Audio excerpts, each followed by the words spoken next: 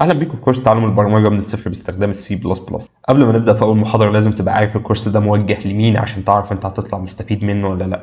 الكورس ده انا كنت عامله لزمايلي في القسم، ولكن قررت ان انا اعدل في المنهج بتاعه عشان يناسب الجميع. فالكورس ده هنغطي المفاهيم الاساسيه اللي بتبقى موجوده في اي لغه برمجه، مش السي بلس بلس بس. وللعلم انت لو فهمت آلية عمل المفاهيم دي فقدرتك بعد كده لتعلم اي لغة تانية هتبقى اسهل بكتير، وبالذات ان انت بدأت تتعلم بالسي بلس بلس. الكورس ده هيبقى البداية ليك في تعلم البرمجة، ومستقبلا بإذن الله هبدأ ان اطور فيه وانزل كمان كورسات تانية مرتبطة بيه زي ال OOP. ونقطة أخيرة، لو أنت ما فهمتش مني أو حسيت شرح صعب فخليك عارف إن في ناس أفضل مني بكتير. نفس الحاجة اللي أنت هتتعلمها هنا نفس الحاجة اللي أنت هتتعلمها هناك، ممكن يزيد عندي شيء أو ينقص عندي شيء، ولكن نفس الأساس واحد. أهم حاجة سواء حضرت معايا أو مع غيري إنك تبقى مرتاح وفاهم الشرح بشكل كويس. وبس كده، حط بقى اللايك الشير سبسكرايب الحاجات دي، وأشوفك في أول محاضرة.